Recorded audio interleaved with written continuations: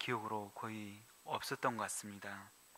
항상 모든 것을 다 주어도 부족하다 말하고, 무엇이 그리 잘못한 게 있어 자식에게 미안하다 말하는지, 이제 제가 아빠가 되고 아이들을 키워가다 보니 그 전에 내가 이성으로 이해하고 알아가던 부모님의 사랑을 이제는 가슴으로 조금씩 알아가게 되는 것 같습니다.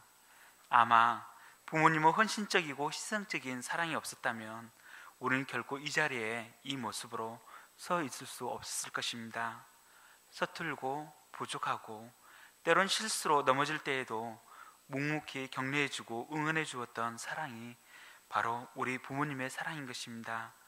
또한 그것이 우리를 향한 하늘 아버지의 사랑인 줄 믿습니다.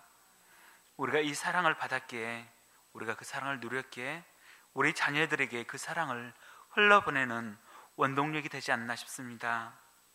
오늘 우리가 나눌 본문 말씀 역시 그러합니다. 세상에는 수많은 목자의 삶이 있습니다. 하나님께서는 이 목자의 삶을 통하여 하나님의 사랑이 흘러가길 원하셨습니다.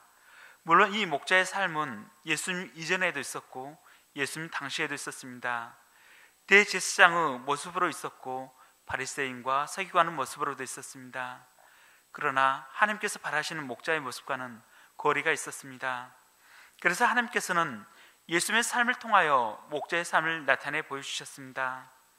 여러분, 참다운 이 목자의 삶이 궁금하지 않습니까? 여담이지만 제게 있어 대학 초년 시절 세상에는 부모와 자녀 외에 또 다른 관계의 호칭이 있음을 알게 되었습니다. 그것은 오늘 본문에도 나오는 목자와 양이라는 호칭이었습니다. 어렸을 적 성경에서만 보았던 단어를 호칭으로 사용하는 것이 처음에는 여간 생소하게만 느껴지기도 했습니다. 그런데 그렇게 낯설기만 한 호칭이 대략 한 20년 일하는 세월 동안 함께하면서 자연스러운 호칭이 되었고, 또한 이제는 가장 사모하는 호칭이 되었습니다. 그리고 어느 세대나 누구에게나 가정이 필요하듯 그리스도 안에서 양과 목자의 관계가 필요함을 알게 되었습니다. 그렇게 오늘 본문에서 예수님께서는 양 같은 우리를 향하여 나는 선한 목자라 당신을 나타내 주시며 초청하고 계십니다. 이 시간 이 예수님께서 어떻게 우리의 선한 목자가 되시는지 살펴볼 수 있는 귀한 시간이 되었으면 좋겠습니다.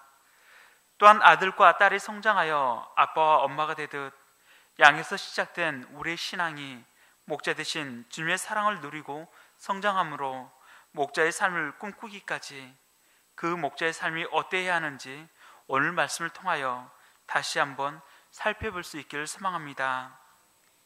그럼 본문 1, 2절 말씀을 살펴보도록 하겠습니다. 1, 2절 말씀 다시 한번 읽어보도록 하겠습니다. 시작. 내가 진실로 진실로 너에게 이르노니 다른 데로 넘어가는 자는 절도며 강도요 문으로 들어가는 이는 양의 목자라. 본문을 통해 알 수 있듯 도둑과 강도 그리고 목자는 양의 우리에 들어가는 동기와 목적이 각각 다름을 알 수 있습니다. 도둑과 강도가 자신의 유익과 만족을 위한 목적으로 양의 우리에 들어간다면, 목자는 양을 사랑하고 그 양의 행복에 관심을 두고 돌보기 위해 양의 우리에 들어간다는 것입니다. 그렇게 도둑과 강도가 담을 넘거나 남몰래 들어가는 반면에 목자는 문을 통하여 떳떳이 들어갈 수 있는 것입니다. 이처럼 양을 따는 목적이 자신에게 있는지 상대에게 있는지 그 동기와 목적에 따라 나타나는 행위가 결코 같을 수가 없는 것입니다. 그 행위가 분명하게 나뉘는 것입니다. 실제로 예수님이 이 말씀을 하시게 된 배경은 당시의 종교 지도자들이 양들의 목자 역할을 제대로 하지 못하고 자신들의 이익을 위하여 양들을 해하였기 때문이었습니다. 성경은 하나님과 이스라엘의 관계를 왕과 백성, 아버지와 자녀, 목자와 양 등 자주 나타내고 이런 표현들을 사용하였습니다. 또한 그렇게 하나님은 이스라엘 백성들의 목자가 되어주셨습니다. 하나님이 이런 자기 백성들을 위해 눈에 보이는 대리자를 세워 그가 자기 백성의 목자 역할을 하게 하셨습니다. 왕을 목자로 세우시고 종교 지도자들, 선지자들을 목자로 세우셨던 것입니다. 그러나 인간으로서 한계가 있고 또한 그들이 타락할 경우 그들은 목자가 아니라 강도나 도둑으로 변하는 경우가 허다했습니다. 그래서 하나님은 다윗의 후손을 통하여 그가 당신 백성들의 영원한 목자가 되게 하겠다는 약속을 하셨습니다. 그리고 때가 되자 하나님은 자기 백성들 가운데 목자를 보내주셨습니다. 그분이 바로 지난주 성탄 예배의 주인공 되신 우리 예수님이십니다. 그리고 그 예수님께서 지금 강도와 절도같이 변해버린 종교 지도자를 깨우치고자 비유로 말씀하고 계신 것입니다. 당시에 서기관들과 바리새인들은 이스라엘의 공식적인 목자들이었습니다. 그러나 그들은 양들을 대할 때 양들 자체를 사랑하고 그들을 구원하고자 하는 순수한 의도를 가지고 양들에게 다가가지 않았습니다. 그들은 양들을 자신들의 정치적인 목적을 위한 수단으로 보고 접근하였습니다. 그 일례로 바로 앞장 말씀인 9장을 보면 날 때부터 소경된 사람을 어떻게 대하였는지 살펴볼 수 있습니다. 그들은 소경 거지를 대할 때도 그가 눈뜬 사실에 대해서는 전혀 관심이 없었습니다. 소경 거지의 눈뜬 사실에 대하여 조금도 축복해 주거나 축하해 주거나 관심을 보이지 않았습니다. 그들은 단지 그들에게 쏠려야 할 관심과 인기가 예수님께 향하는 것을 도저히 참을 수 없었습니다. 그래서 예수님이 안식일에 일을 했다여 어찌하든지 예수님을 죄인으로 몰아가고자 그 소경되었던 자를 협박하였고 그것도 통하지 않자 출교시켰던 것입니다. 이들의 이런 그들의 마음속에 양들을 향한 조금의 사랑이라도 있었는지 묻지 않을 수 없습니다. 그들은 말로는 양들을 사랑한다, 양들을 위한다 말하지만 실상은 양들을 이용해서 그들의 이속을 챙기는 도둑이나 강도와 같았던 것입니다. 반면에 이스라엘의 참되고 선한 목자 되신 예수님은 양의 생명을 살리기 위해 그 문을 열고 당당히 들어가십니다.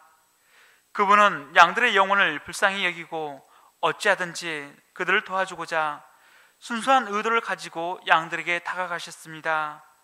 그래서 안식일에 고살거리를 찾는 그들 앞에서도 피하지 않으시고 날 때부터 소경된 자의 눈을 뜨게 해주시고자 치매, 진흙을 이겨 적극적인 행위로 일을 행하셨습니다. 선한 목자의 눈에는 자신의 수고함이나 어려움보다 양의 아픔이 먼저 다가온 것입니다. 즉 선한 목자는 머리가 아닌 가슴으로 다가가는 것임을 예수님께서 나타내 보이신 것입니다. 바로 이분이 우리 가운데 찾아오신 목자 되신 예수님이십니다. 그러면 다시 본문으로 돌아와서 선한 목자는 양들을 어찌 인도해 가는지 살펴보도록 하겠습니다. 3절에서 5절 말씀입니다. 문지기는 그를 위하여 문을 열고 양은 그의 음성을 듣나니 그가 자기 양의 이름을 각각 불러 인도하여 내느니라. 자기 양을 다 내놓은 후에 앞서가면 양들이 그의 음성을 아는 고로 따라오되 타인의 음성은 알지 못하는 고로 타인을 따르지 아니하고 도리어 도망하느니라. 팔레스틴에서는 목축을 하는 지역에 짐승들이 자주 출몰하기 때문에 마을마다 공동 소유로 양의 우리를 짓는다고 합니다.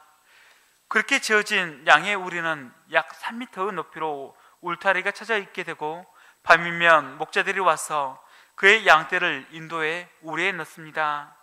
그러면 문지기는 밤새도록 경비를 서고 아침이 되어 목자들이 오면 문지기는 문을 열어줍니다.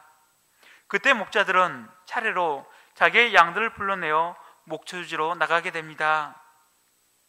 우리는 여기서 목자가 어떻게 자신의 양을 인도해 나가는지 본문 말씀을 통해 살펴볼 수 있습니다.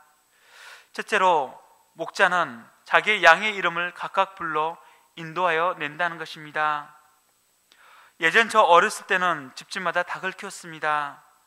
아침이 되면 닭모이를 마당에 뿌려놓고 닭장문을 열어줬던 기억이 나는데 그때 그냥 습관적으로 하는 행동이 닭이 몇 마리인가 세보는 것이었습니다. 당시에는 족제비가 있었기 때문에 간밤에 없어지는 닭들이 간혹 있었습니다. 그렇게 닭이 10마리라면 밤새 죽은 닭이 없는지 세어보는 것입니다. 그저 관찰의 대상이지 사랑을 줄 대상은 아니었던 것입니다. 그나마 시골에서 특별히 이름을 붙이는 동물이 있었다면 소나 강아지 정도의 이름을 붙여줬습니다. 그런데 이것도 한두 마리에 해당되는 것이지 10마리가 넘어가면 그때는 이름이 아닌 번호가 대신했습니다. 그런데 여기 나오는 목자는 양에게 번호가 아닌 이름을 붙여주었음을 알 수 있습니다. 비록 그의 마리수가 몇 마리인지 우리는 알 수 없다 할지라도 그가 얼만큼 양에게 깊은 관심을 가지고 있는지 알 수는 있습니다. 누가복음 15장 4절에 너희 중에 어떤 사람이 양 100마리가 있는데 그 중에 하나를 잃으면 99마리를 들여두고 그 잃은 것을 찾아내기까지 찾아다니지 아니하겠느냐 했던 것처럼 목자에게 있어 양은 100마리 중에 한 마리가 아닌 각각 이름을 갖고 의미가 있는 한 마리 한 마리가 모인 100마리의 양인 것입니다. 또한 이름을 주었다는 것은 친밀하게 관계를 갖고 있다는 것을 나타내는 것이라 할 것입니다. 대개 동물에게 이름을 지어줄 때는 이 양은 어떠하고 저 양은 어떠한지 목자들은 금방 파악을 합니다. 그리고 그 특징을 따라 이름을 붙여줍니다. 그렇게 목자와 양의 관계가 쌓여갈 때 양은 목자가 자기를 부르는 이름을 알아듣습니다. 자기를 부르는 목자의 음성 속에서 사랑을 느끼고 깊은 존재의 의미를 느끼게 되는 것입니다. 이처럼 이름을 부른다는 것이 우리에게 얼마나 의미가 있고 값진지 우리는 알 수 있습니다. 그렇게 선한 목자 되신 예수님은 우리 한 사람 한 사람에 대해 깊은 관심을 가지고 도와주십니다. 우리의 말 못할 고통을 알고 이해하시며 그 이름을 불러 사랑하시고 위로해 주십니다. 이 예수님이 바로 우리의 목자 되십니다. 그 목자 되신 주님께서 나를 아시고 우리를 가장 잘 아시는 분이신 것입니다. 그렇게 지금 우리가 무엇으로 아파하고 슬퍼하는지, 내가 무엇으로 기뻐하는지 우리의 이름을 각각 부르심으로 우리의 슬픔과 기쁨에 깊이 동참해 주시고 위로해 주시고 축복해 주시는 선한 목자 되시는 것입니다. 둘째로, 목자는 양들의 뒤가 아닌 앞에서 인도해 가신다는 것입니다. 대부분 일반적인 가축들, 염소나 소등은 뒤에서 앞으로 몰듯 막대기로 때리며 몰고 갑니다. 그러나 양은 목자가 앞서 가야 따라갑니다. 양이 원체 겁이 많은 동물이라 그러하기도 하지만 그만큼 목자와 양의 관계가 깊은 신뢰와 사랑으로 맺어지지 않고서는 이러한 모습으로 인도받을 수 없는 것입니다. 그만큼 양들은 목자를 깊이 신뢰함으로 안심하고 그 뒤를 따라가는 것입니다. 또한 목자는 양들의 앞에서 인도하며 방황 감각이 둔한 그들을 대신해 그들의 필요를 채워주기 위해 가장 좋은 목적지를 향해 나아간다는 것입니다. 그리고 그 과정 가운데서 만날 수 있는 모든 위험 요소로부터 양들을 지키며 보호하게 됩니다. 가는 길 동안에 웅덩이와 같은 장애물을 만나게 되면 돌아서 가고, 독초의 위험과 사나운 짐승으로부터 앞서 행하여 모든 위험 요소들을 제거하며 가장 좋은 길로 인도한다는 것입니다. 그리고 무엇보다 목자가 양들 앞서 행하게 되므로 양들에게 본을 보여준다는 것입니다. 좀 전에도 말씀드렸듯 양은 겁이 많기 때문에 먼저 스스로 하려고 하지 않고 목자가 본을 보여야 그때서야 안심을 하며 따라옵니다. 구덩이와 같은 장애물을 만나 목자가 빙 둘러가면 양들도 빙 둘러가며, 목자가 그늘을 만나 그 아래 멈추어 쉬면 양들도 그 아래 멈추어 쉰다는 것입니다.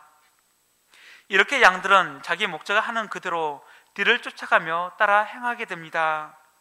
그처럼 예수님께서는 우리 가운데 선한 목자가 되어서 당신의 삶을 통하여 우리에게 본을 보여주시고 양된 우리로 하여금 그 발자취를 따라오도록 하셨습니다. 제자들의 발을 씻기면서 겸손과 섬김을 보여주셨고 십자가를 감당함으로 희생과 사랑을 나타내 주셨던 것입니다. 우리가 이 선한 목자의 희생과 사랑을 바라보며 겸손과 섬김의 자리에까지 따라 쫓아 행하는 주님의 양이 되어지길 이 시간 소망합니다. 그러하기 위해서는 무엇보다 양된 우리 역시 주님의 음성을 알아야 할 줄 믿습니다. 4절 후반절과 5절 말씀을 보시면 한번 읽어보도록 하겠습니다. 시작. 양들이 그의 음성을 아는 고로 따라오되 타인의 음성을 알지 못하는 고로 타인을 따르지 아니하고 도리어 도망하느니라. 아멘. 양은 뿔이나 날카로운 발톱과 같은 방어 수단이 없습니다. 발이 짧아서 도망도 잘 치지 못합니다. 또 한 번 뒤집히면 스스로 일어날 수 없다고도 합니다. 어떻게 보면 참으로 부족하고 단점이 많은 동물이 바로 이 양인 것입니다. 그럼에도 한 가지 훌륭한 점이 있다면 그것은 귀가 밝아 목자의 음성을 예민하게 알아듣는다는 것입니다. 왜냐하면 누구의 음성을 듣는가 하는 것은 양에게 있어 생사에 관계되는 매우 중요한 문제이기 때문입니다. 그렇게 타인의 음성에 대해서는 겁을 먹고 따르지 않고 도리어 도망가게 될지라도 주인의 음성에는 민감하게 반응하며 따라가는 것입니다. 세상에는 참으로 많은 소리들이 있습니다. 거기에는 우리의 마음을 혹하게 하는 소리들도 있습니다. 마치 내 만족을 채워줄 것 같고 내 유익과 즐거움, 성공이 마치 그곳에서 손짓하며 부르는 것 같습니다. 그러나 우리가 우리의 죄를 위해 십자가를 감당하셨던 주님의 음성, 우리 가운데 하나님의 나라와 영원한 생명을 주시기 위해 오신 주님의 그 사랑의 음성, 그 음성 앞에만 반응하는 우리가 되었으면 합니다. 오직 우리의 생명이 주님의 말씀 가운데 있다는 그 절박한 심령을 안고 주님의 음성을 놓치지 않는 우리가 되었으면 합니다.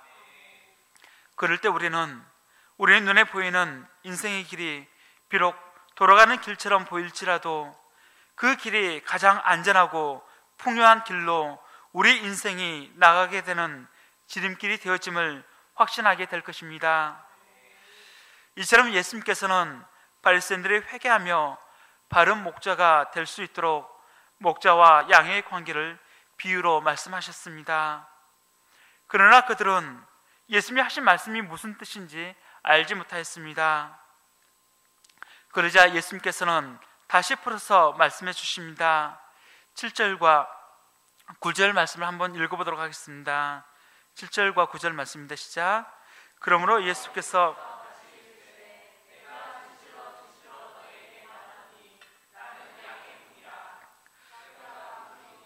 누군지 나로 말미암아 들어가면 구원을 받고 또는 들어가면 나오며 꼴을 얻으리라. 아멘. 7절에 예수님께서 나는 양의 문이라 말씀하신 것은 오직 예수님만이 유일한 구원의 길이 되심을 선포하는 것입니다. 사람들은 산을 올라갈 때 어떤 길로 가듯 정상에만 올라가면 되듯이 어떤 종교든지 열심히만 믿으면 구원에 이를 수 있다 생각하는 경우가 많습니다. 그러나 성경은 요한복음 14장 6절에 예수께서 이르시되 내가 곧 길이요 진리요 생명이니 나로 말미암지 않고는 아버지께 올 자가 없느니라 분명히 나타내고 있습니다. 그렇게 예수님께서 나는 양의 문이라 말씀하실 때 이는 예수님이 하나님의 나라에 들어갈 수 있는 유일한 문이 되심을 선포하고 있는 것입니다. 따라서 아무 문이나 들어가서는 안 되는 것입니다. 8절 전반절과 10절 전반절 말씀을 보면 나보다 먼저 온 자는 다 절도요 강도니 하였고 도둑이 오는 것은 도둑질하고 죽이고 멸망시키려는 것뿐이요 하였듯 예수님을 통하지 않는 모든 문들은 우리를 파멸로 인도할 뿐입니다. 그러므로 우리는 예수님을 따라 좁은 문으로 들어가야 하겠습니다. 비록 그 문이 겉보기에 초라하게 보이고 그 안에 별것이 없을 것 같이 보일지라도 그 안에는 구원의 길이 있습니다. 또한 들어가고 나오며 풍성한 꼴을 얻게 되는 것입니다. 굴하게 예수님은 지금 이 시간에도 우리를 향하여 나는 양의 문이라, 누구든지 나로 말미암아 들어가면 구원을 받고 또는 들어가며 나오며 꼴을 얻으리라, 양으로 생명을 얻게 하고 더 풍성히 얻게 하려는 것이라 말씀하고 계시는 것입니다. 그리고 이를 위하여 예수님께서는 몸소 그 길을 친히 가셨습니다. 11절 말씀입니다. 다 같이 읽어보도록 하겠습니다. 시작. 나는 선한 목자라, 선한 목자는 양들을 위하여 목숨을 버리거니와. 아멘. 예수님을 자신을 양의 문으로 나타내신 데 이어서 이제 한 걸음 더 나아가 자신을 선한 목자라 선포하고 계십니다. 11절과 14절을 보시면 나는 선한 목자라, 선한 목자라는 말씀이 반복되어 나오는데, 영어 성경을 보시면 이 말씀 앞에 정관사 더를 사용하고 있음을 알 수 있습니다. 이는 예수님만이 유일하고 온전한 구약에 약속된 바로 그 메시아 목자라는 것입니다. 그럼 왜 예수님만이 선한 목자가 될 수 있는지, 어떤 점에서 선한 목자가 되시는지 살펴보도록 하겠습니다. 11절 말씀을 다시 한번 살펴보면 나는 선한 목자라, 선한 목자는 양들을 위하여 목숨을 버리거니와 하였습니다. 먼저는 선한 목자는 자기 자신을 위해 살지 않고 양들을 위해 산다는 것입니다. 양이 자신의 유익을 위한 수단이 아니라 양이 존재 바로 그 자체가 되는 것입니다. 그러하게 선한 목자는 양들을 아끼고 사랑하며 자신이 아닌 양들 중심으로 생각하고 생활하게 됩니다. 더 나아가 선한 목자는 양들을 사랑하기에 자신의 생명을 양들 위해 내려놓습니다. 이런 모습들을 통하여 볼 때 예수님은 진정으로 우리 인생들의 선한 목자가 되는 것입니다. 그분께서는 죄에 병든 인생들을 섬기시기 위해 자신을 온통 희생하셨으며 마침내는 십자가에서 당신의 생명까지 내려놓으셨던 것입니다. 그것도 고상한 양들을 위해 죽으신 것이 아니라 죄로 병든 양들, 말씀 앞에 연약하고 불순종하는 양들을 위해 죽으셨던 것입니다. 바로 나와 같은 자를 위해 선한 목자가 되셔서 목숨을 버리신 것입니다. 우리의 생명과 바로 맞붙으신 것입니다. 이는 당신의 십자가를 통하지 않고서는 우리가 죄에서 구원받을 수 없음을 잘 아셨기 때문이었습니다.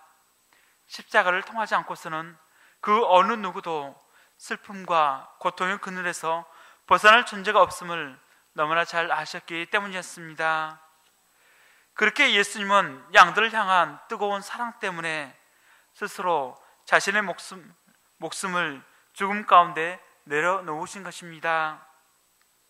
이것이 삭군과 다른 선한 목자의 사랑인 것입니다.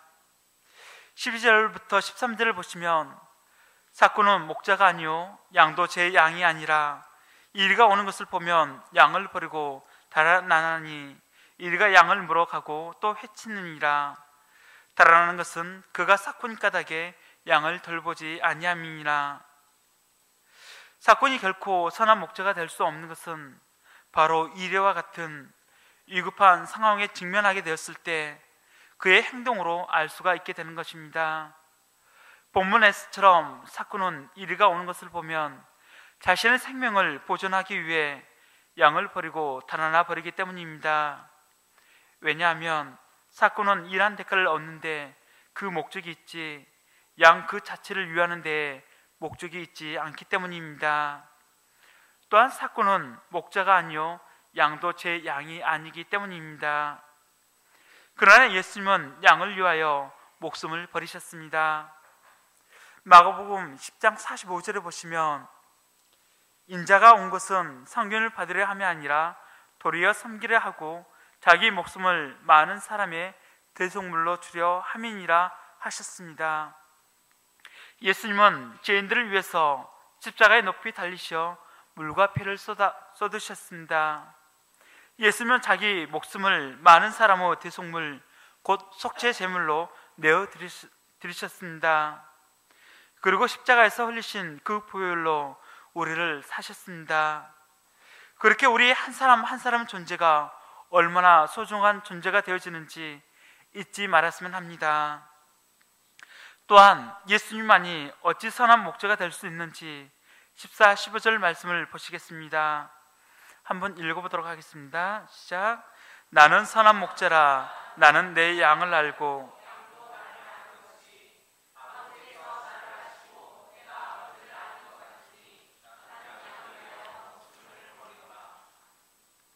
두 번째, 예수님만이 우리의 선한 목자가 될 수 있는 이유는 양된 우리를 가장 잘 아시기 때문입니다. 여기서 안다고 할 때 아는 것은 우리의 나이나 이름 등 겉으로 드러나는 알만을 의미하지는 않습니다. 이는 사꾼 목자도 아는 것들이기 때문입니다. 여기서의 알미란 인격적인 만남과 교제를 통한 깊은 이해와 신뢰, 사랑의 관계 아래에서 전면적인 그 모든 것들을 의미하지 않나 싶습니다. 마치 부모가 사랑 안에서 자녀를 낳고 오랜 시간 자녀를 양육하며 그 자녀가 무엇을 좋아하고 무엇을 싫어하는지, 뭘 했을 때 가장 행복해하며 근심하는지 속속들이 아는 것처럼 말입니다. 그것처럼 선한 목자 되신 예수님께서 우리를 아신다는 것입니다. 그것도 15절 전반절처럼 아버지께서 나를 아시고 내가 아버지를 아는 것 같으니 하셨던 것처럼 말입니다. 이는 완전한 알미인 것입니다. 공생의 기간을 사는 동안 그 기간에도 성부 하나님과 예수님은 모든 것을 함께 하셨습니다. 성부 하나님의 생각을 예수님이 아셨고 또한 예수님의 마음을 성부 하나님이 아셨습니다. 두 분 사이에는 그 어떠한 간격도 없으셨습니다. 완전한 하나처럼 모든 것을 서로 함께 하셨습니다. 그처럼 목자 되신 예수님께서 양된 우리를 향하여 아신다는 것입니다. 이처럼 예수님께서는 우리 한 사람 한 사람을, 우리 각 개인의 처지를 너무나 속속들이 완벽하게 아시고 또한 이해하시고 아파하시고 긍휼히 여기신다는 것입니다.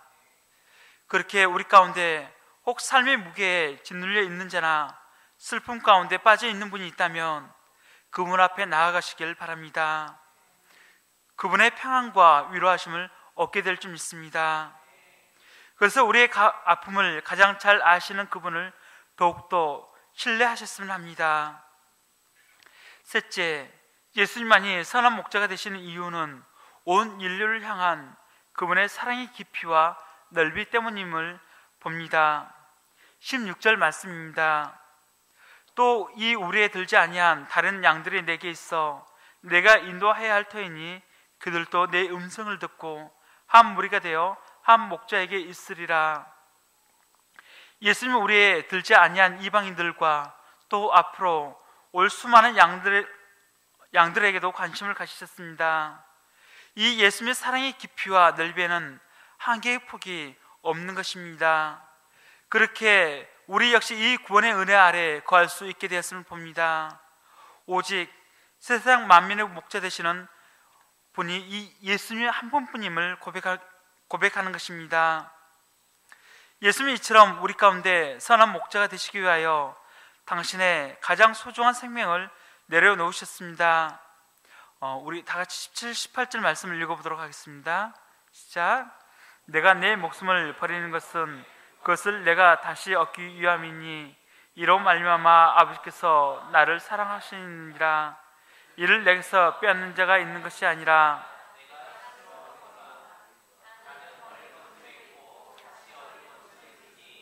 이 계명은 내 아버지에게서 받았노라 하시니라. 아멘. 예수님은 하나님 아버지로부터 다시 받기 위하여 자신의 목숨을 버리셨습니다. 세상에서 자신의 목숨보다 귀한 것은 없습니다. 그런데 예수님은 자신의 목숨을 버리셨습니다. 이는 그것을 하나님으로부터 다시 얻고자 하심이었습니다. 하나님이 이를 기뻐하시고 예수님을 사랑하셨습니다. 또한 예수님은 힘이 없어서 어쩔 수 없이 죽으신 것이 아니심을 나타내셨습니다. 예수님이 얼마든지 버릴 권세도 있고 얻을 권세도 있으십니다. 마태복음 26장 53절에는 너는 내가 내 아버지께 구하여 지금 12군단 더 되는 천사를 보내시게 할 수 없는 줄로 아느냐 하셨던 것처럼 로마 군병들을 쓰러뜨릴 수도 있었습니다. 그러나 예수님은 양들의 생명을 살리기 위해서 스스로 자기 목숨을 버리셨습니다.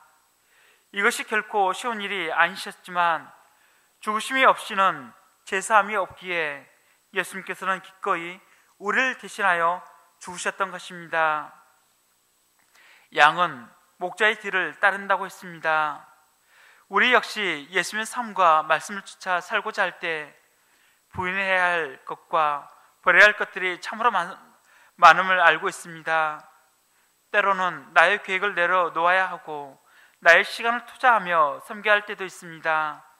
그러나 이러한 과정들을 통하여 우리가 십자가에 점점 더 가까이 다가갈 수 있고 그 십자가에 하나가 되어진다면 우리는 또한 그분의 부활하심에 함께 동참하게 되어질 줄 믿습니다. 끝으로 우리가 선한 목자 되신 예수님을 바라보며 그의 양이 되었다면 끝까지 그분을 향한 온전한 믿음을 드리는 우리가 되었으면 합니다. 이를 위하여서 주님께서는 당신의 생명을 버리셨습니다. 버리심으로 바로 우리를 택해 주셨습니다. 이 선한 목자 되신 주님이 우리의 영원한 목자 되신 것처럼 우리는 그분의 인도함을 따라 나가야 할 것입니다. 그러기 위해서는 먼저 우리는 반드시 목자의 음성을 듣고 그 음성을 쫓아 살아가야 할 줄 믿습니다. 양에게 있어 목자의 음성은 단순한 선택의 문제가 아니라 필수이기 때문입니다. 목자의 음성에 우리의 생명이 달려있기 때문입니다. 아무리 우리의 삶에 유혹의 목소리가 많을지라도 오직 목자의 음성은 하나뿐임을 명심하시길 바랍니다. 그 음성을 따라 우리가 올 한 해도 달려왔듯 다가오는 2017년도도 주님의 인도함 받는 우리 모두가 되어지길 소망합니다. 이 시간 짧게 주 삼창하고 잠깐 기도 드렸으면 좋겠습니다. 다 같이 기도 드리겠습니다.